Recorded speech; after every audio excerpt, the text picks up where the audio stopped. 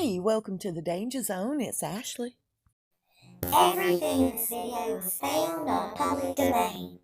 Lots of love and many blessings your way. Hey, you guys, I'm going to jump right into it. I wanted to start by saying thank you so much to everybody that has contributed to the Danger Zone. I'm so grateful. Thank you. I'm going to share with you what was told to me. Okay, do you guys remember back in March of 2019 when Oprah made a special visit with Harry and Meghan?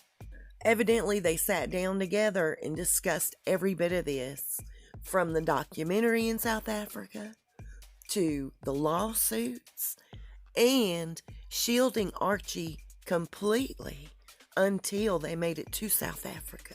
They signed off on that in April of 2019 with Oprah. And it now makes total sense why they played such big games with the baby. And it's so sick to me because all he is a big hunk of cheese in a rat trap. You know what I'm saying?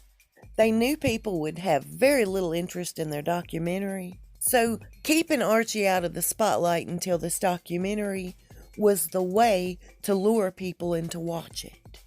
And if you can pimp your own child, if you believe it's their child, then you can certainly pimp yourself. Their big agreement was they were not to show Archie 100% until this documentary was released. Now, the documentary and the lawsuits are meant for something much bigger that's in the works with Oprah. It's the preface. There's a method to their madness. And little by little, it's all coming together and it's making sense. These two are being led around by the nose by some really big people who have an even bigger agenda. The New World Order is upon us. And that's where Obama, Clooney, Ellen, Oprah step in. They're pulling Meghan and Harry's strings. And if you're not familiar with the agenda behind the New World Order, their ultimate goal is to have complete control over every individual in the world and to reduce the world's population by 5.5 billion people. Major political and financial events are orchestrated by organizations behind the New World Order. Their end game is global domination. And whether you believe the Bible or not, every bit of this flows with the end times. During their clandestine gatherings, they also plan on stripping the entire planet of God, Jesus Christ, the Messiah, and sliding the New Age spirituality in its place. Harry and Meghan were over there planting seeds of a racial divide as well as mental health issues. It's mental warfare if you want to know the truth. They're just trying to weaken that area. South Africa is loaded with natural resources, and the globalists intend to scarf it up. I watched this documentary on a random YouTube channel. I wanted to point out just a few things that's just absolutely puke-worthy and questionable. Okay, so at one point, Tom Bradby, the interviewer, catches Meghan outside on a balcony. And of course, they were speaking about race and how she identifies. She stuck her foot in her mouth and backpedaled quick. He asked her, about the racial situation and how she identifies. And she went on to say, I felt I needed to change this speech. I needed to add something to it. And H, that's what I call him, was so wonderfully supportive and said, go ahead, do what you feel's right. Where she says that she's here as a mother, a sister, a daughter, whatever, a woman of color. I don't wake up and identify with something. I've always just woken up as a mother. Now I'm a mother. And she called herself. And a wife, because I'm a wife. She couldn't correct that quick enough and overcorrect it. She did. Believe it or not, you guys, I'm not a talker. I'm a watcher. I'm obsessed with people's movements, who they are, how they got there.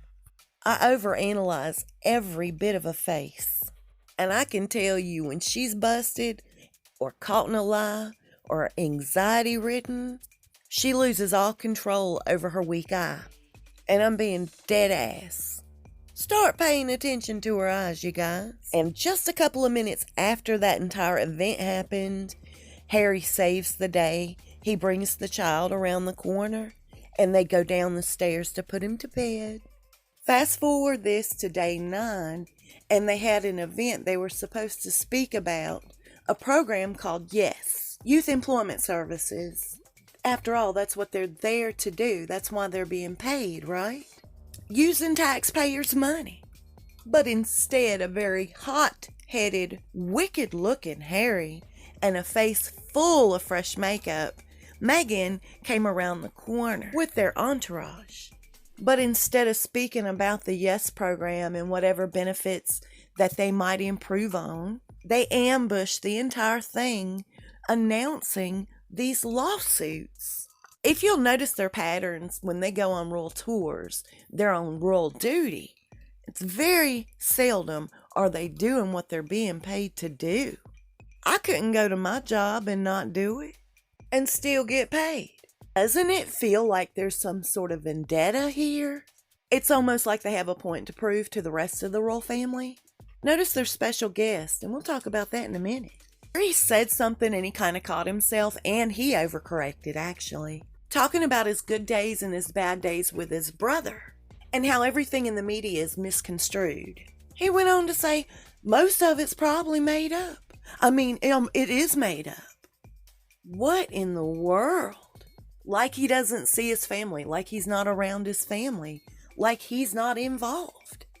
And of course, he went on to play the poor me, I lost my mama when I was little card, blaming the media for Diana's death, and I don't see it that way. I'm sorry, but I don't.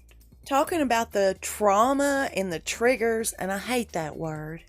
From every time he hears the click of a camera or he sees somebody in the media, it takes him directly right back to the day his mama died. And without saying, hey, I took a private jet with my family, he turned it around saying, I did what any man with a family would do. I'm all about protecting mine, just like any father and husband. They both do a lot of beating around the bush, just like her not wanting to say the word bully, but putting it out there. It's mind games, that's all it is, every bit of it. Now, according to the ratings, not many people fell for this documentary, and I'm very happy that they didn't. And I'm sure it's so disappointing to them. They went in hard and they went in deep with the race, the mental illness. Oh, my mama died. I don't think he's capable of feeling emotions. I really don't. If the eyes are the windows to the soul, seriously. I find something very wicked, very cold and sinister about Prince Harry. But that's just my opinion, and a lot of people won't agree with me. And that's okay. That's fine with me. Getting back to it. So if we're to believe that they met up in March, signed off in April to do the documentary and to bring out the lawsuits, as well as play with everybody when it came to the baby, they want to be backed by the royal money.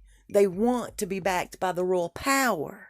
But they do not want to follow the royal rules. How is it fair that the tax money that funded their tour, quote unquote, to South Africa helped produce this documentary for their benefit by handling personal business while they were on royal business? That's not allowed. It never has been. I want you guys to understand they brought zero charity to this place. None. The children over there are in rags. They offer no dental program, no meal program. They have no clothing for these children. These schools don't even have proper desks for the children. They're sitting at group desk. And as a former teacher, I can tell you that does no good, none, for the child. They have to have space. That breaks concentration otherwise. God bless those kids and God bless that teacher. And I'm almost certain that these children don't have all of their supplies. This couple put a $45,000 smart television in the nursery, and they didn't bring so much as a box of pencils for these kids. What would $20,000 be to Meghan and Harry? They could have totally put that into them schools. There's a method to their madness. Trust me. Educated children grow up to be educated adults. And that poses a huge threat on their agenda for the future. Makes total sense to me. Now, back to when they announced the lawsuits was right before Meghan gave her heartfelt interview to Tom Bradby. Notice her freshly painted face. And we're talking time between the two events are probably 45 minutes. So, where'd all her makeup go? Why'd she come to the interview looking like that? Because she's playing a role. And I'm going to tell you, I have changed my views on her acting abilities. She's almost one of the best I've ever seen. She spoke about how hard and unfair the media has been on her. Unfair. She can handle scrutiny, she says, as did her uncle, remember? But be fair about it, she says. She worked herself up to the most disgusting display of despicableness I've ever seen in my life. Her jaw starts clenching. She made herself have puppy dog eyes, and then she lost control of that weak eye. She didn't strike out for this. She wasn't prepared. What a big old fat lie Meghan told, according to journalist Katie Hind, who posted on Twitter. There was a time in 2013 when she, Meghan, was so keen to get column inches in the British tabloids that she found a showbiz PR and organized drinks with me. I guess this is a lesson in being careful what you wish for. Now let me ask you something. If they'll put on this theatrical event, this show for everybody in this documentary that was well planned back in March and signed off on in April, what makes me think they're being honest about this child? She can't even say baby and husband without feeling some sort of way about it. I've watched her. She says it's okay. I got my baby and my husband. She says it really fast, trying to hurry up and get it over with, because she herself don't even believe it. She doesn't talk that fast typically. Even the man caught on to her look. I'm not sure his relationship with Harry and Meghan. I'm sure he has a better one with Harry, because he totally calls her out, letting her know towards the end when they're wrapping it up. Well, you look tired. Her ego jumped in. She doesn't want somebody to think she's anything less than great. So she combated with, well, we're all tired, aren't we? Hitting him back with his own insult. Passive aggressively. The worst kind of serial killer. I mean narcissist. She tried touching this man. I don't know if she was looking for a hug, a handshake, what, but she tried her best.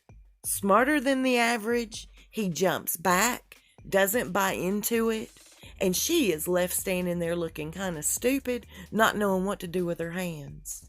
Now, I'm not sure if many know this, but she brought on a special friend with her to South Africa.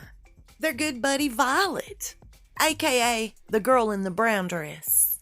She is really beefed up in the middle, and she has breasts these days. Really super strange, because every picture of her that I can find, prior to the Meghan and Harry days, she's real thin, no breasts, no stomach, no nothing. Oh, except this picture when she was with Meghan during Meghan's pregnancy. To me, they look almost identically equal in size. There was a time early on when Violet's Instagram was open to the public. Of course, that's on lockdown. It's private now. And I've also noticed a lot of pictures are being mislabeled. Calling Violet Victoria, calling Victoria Violet. Somebody went through an awful lot of trouble to sit down and do that online. It's a humongous place, as we all know. Who has that kind of manpower?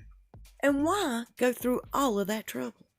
Why? What is the purpose in bringing Violet along with them everywhere they go? We'll talk about that real soon. I'll see you soon, and we'll talk faster.